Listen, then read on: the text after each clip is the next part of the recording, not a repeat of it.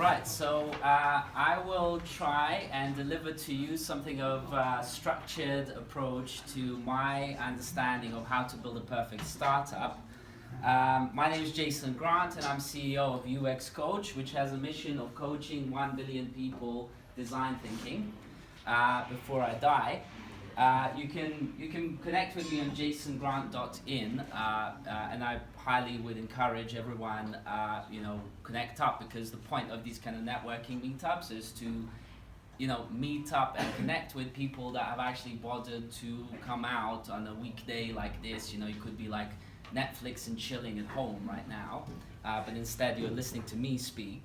So it's my responsibility, which is responsibility, to deliver to you some sort of value that will help you build your startup or improve your current one. And this is the thing, right? The most valuable things in life are for free. I'm giving this to you for free, and remember, this is the most valuable thing you'll get.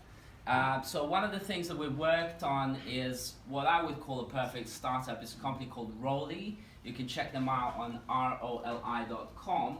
And we designed an ecosystem for music making for them, which is a hardware, software apps and cloud service for sharing music. It's now sold in Apple stores worldwide. So any Apple store you go to, on the side, for example in Regent Street, you will see Roli Blocks, this product which is a modular music making system. And Roli have raised something like $55 million so far, and just everyone loves them, and it's just the perfect kind of thing. So what does perfect actually mean? It has a meaningful definition: having all the required or desirable elements, qualities or characteristics as good as it possibly can be. Aren't we all striving towards that? Maybe we all already are that. I think it's your perception, your mind. What is a startup? Startup, like many words in English language, have kind of double meaning. So a startup is like a company that's just starting, but there's also the kind of action verb to it. So the action or a process of setting something in motion. So where Phil sort of showed that kind of I won't repeat his phrase, but the system, it's like it has to be moving, right? So if things are not moving forward, it's not really a startup in this respect. So the other thing is that, your mind is a kind of a very particular system, and when you think in pictures, like ancient Egyptians had the hieroglyphs. It was pictorial writing, because a picture means different things in different contexts, and it's like, picture says 1,000 words. So designers work and think with pictures, because they know that, for me to tell you a big story, it might take like a whole hour, but in pictures I can just tell a lot more with less words. So really, with UX Coach, I've spent about 15 years of my life advising different companies, including individual people who've started their own company as a single human. And this kind of notion of business advice is always given to you as kind of like, here's a template business plan that you fill in, or here's some like a PDF document of 120 pages, and then you read through 4 of them and you fall asleep, and then you wake up and you go like, that's not going to work for me. So you look for a picture of a perfect startup. And what I did and what we did is we developed that picture. So every good company, now a startup is also a business, right? But the word company also has double meaning, which company is a business, as in a company legal structure, but it's also, we're in good company. What's your name? Mark. Mark. My name's Jason, nice to meet you. You're good company. So people are the first thing in a good company, okay? Because people make up, as Phil even said, it starts with people build a team, etc. But it's also your customers who are the people who will give you money. If you can sell something to them, they'll give you money, and that will sustain your business. Now, one of the things that most companies, even the big companies, don't really realize, that there's a notion of customer life cycle, which is that every customer goes through these 8 stages, which is, first thing is that they become aware of what is it that your company does.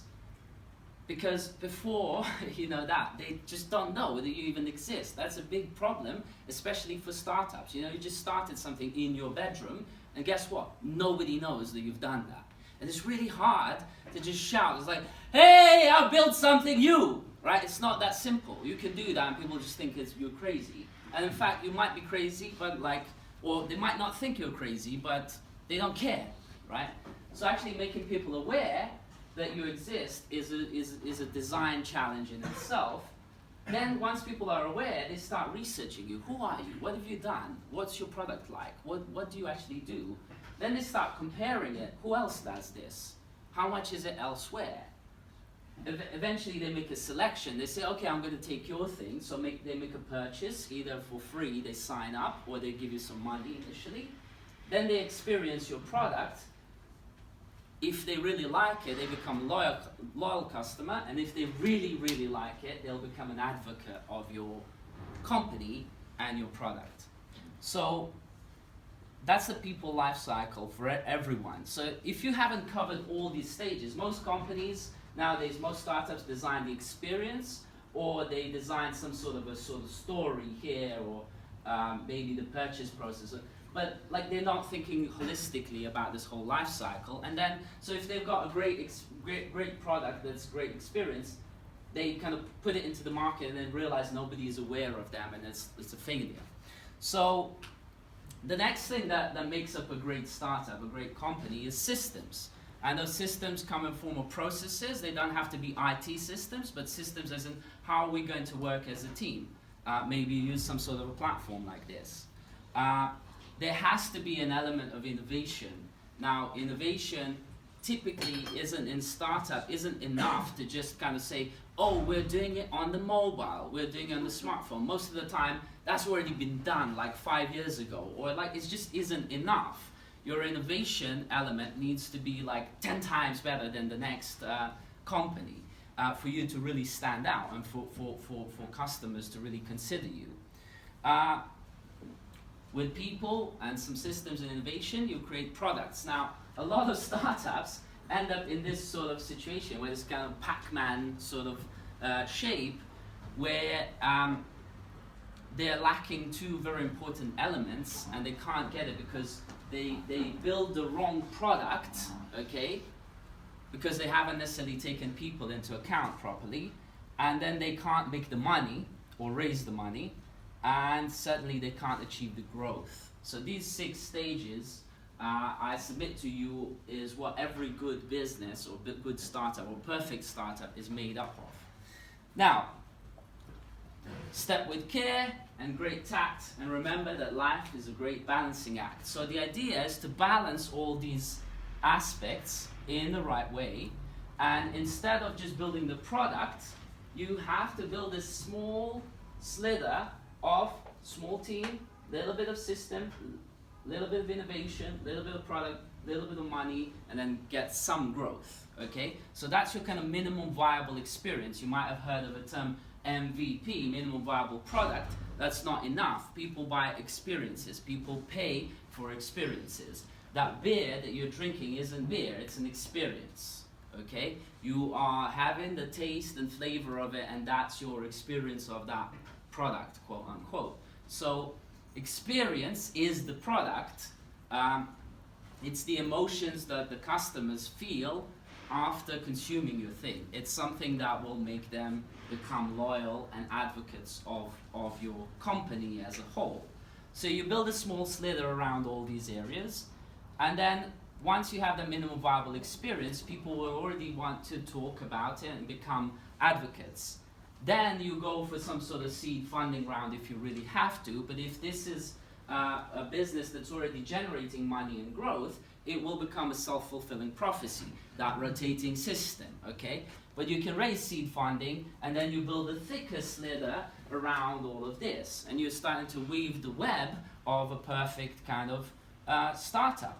And then you can raise Series A and thicken all this, grow your team, get better systems, sturdier, more growing, more throughput, more innovation, and better product range, bigger product range, and so on. And as you do this, all these things become like a sort of like one of those balls, you know, they're like the sun at your hand, okay? Your perfect startup starts becoming really perfect, and so on. So design thinking is the notion of thinking like a designer. And so in companies, design is present at 8 different levels, okay? So at first level is that it's non-existent at all, okay? So people just don't even know that design exists. And so nobody knows about it. The next level is that it's unrecognized. People kind of heard it, but they say it's not important to us. And the next level is people start becoming interested in design. And it might receive a little funding, okay? Then companies start investing because they realize that design returns value, but they invest on small levels.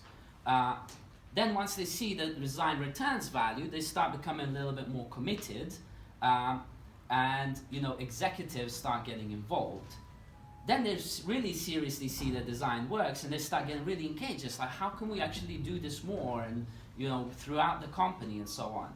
And then they start embedding design thinking into the company, and eventually the best companies in this world and the best startups will be ones that have distributed thinking, where everyone is a design thinker and contributes to that company experience, because designers design experiences.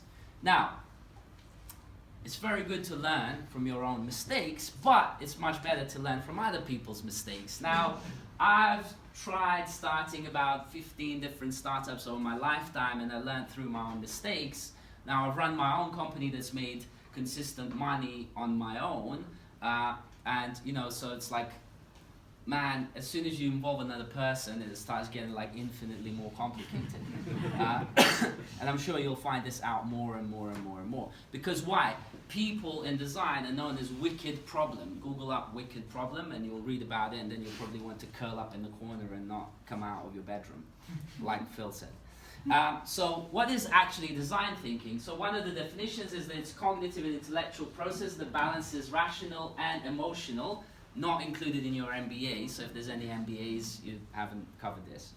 And I'd actually, you know, there's kind of statement out there. Is anyone an MBA graduate? Has anyone got? Oh, so have you heard the statement that says, even an MBA can get it, right? So I studied management in 2003, so I'm kind of like a little bit kind of, actually somebody described me as the modern age Peter Drucker, believe it or not. And it's like, I kind of like hate on management. But the other definition of design thinking is holistic approach to creating sustainable solutions for a variety of business challenges. In fact, you can apply it to your life as well. So what the hell is design thinking? Now, well, the reason why I talk about design thinking is that it's like, you've had this kind of thing where in the Industrial Revolution, you know, the industrial revolutionists, if that's the term, right? They came up with this thing of like, we build new systems by breaking the work up, and you know, we like build all these machines, and then they dig the earth up, and then you know, we just build buildings, and then we rule the world, right? That's your kind of systems thinking, right? And then we had the business thinking, which so with that systems thinking and all that kind of like industrial thing, we kind of destroyed the earth. Then the business thinking came across, which was like the Wolf of Wall Street, you know, just sell him another thing, It was like make money. And then that created a sort of financial system that we have today, which is fake. And design thinking is now building on that to say, actually, those two were unsustainable, but we have to take them into account, but we have to build stuff for people and design things for people. So the first thing in design thinking is to empathize with humans that you're looking to serve. Next thing is to define what is it that you're really looking to do based on the insights from people. Now, one of the startup founders would say, if you cannot speak to about 500 people about your idea, you haven't done enough research. 250 of those will come from your Facebook, like friends and family. They'll know you, they'll tell you like, oh, it's great, I love it, la la. That's all lies, that's all bullshit, yeah? That's all bullshit. But take their feedback anyway. Then go and find 250 other people that don't know you, and then they'll honestly tell you, dude, it's like, I'm not interested, like, just get out of my way, right? And so that's empathize, okay? And then you, off the back of that, you define what is it that you really need to do. Now, designers go through this all the time, in every product, service, process, anything. Then you come up with a whole bunch of ideas, like 100, 200, okay? This is not your kind of like typical brainstorming session where you're just kind of like, oh, blah, blah, blah, and you just like replicated 3 ideas that you've heard elsewhere. It's like come up with 100 of them. And then you prototype the best ones. You know, you build it as much as possible and take it out to those same people, both friends and enemies, quote unquote, and test and see if they can use it. If they can, you keep that thing. If they can't, you throw it away and do something different.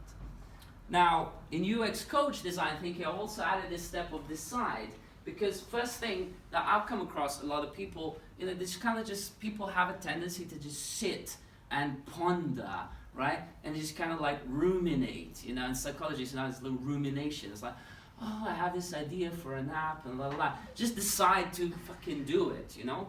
Just do it. First decide, and then start empathizing with some people. You know, talk to your roommate, talk to your ex-girlfriend or boyfriend, you know?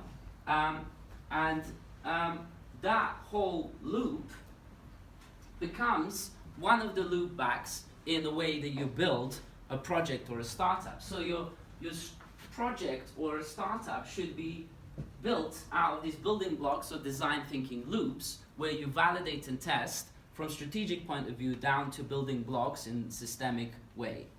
And so mind your own business.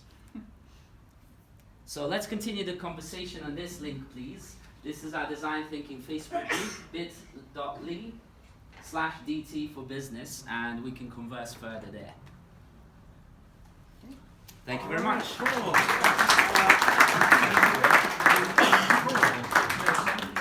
Round 3. How are you doing out there? Cool. Do store up your questions. We're going to have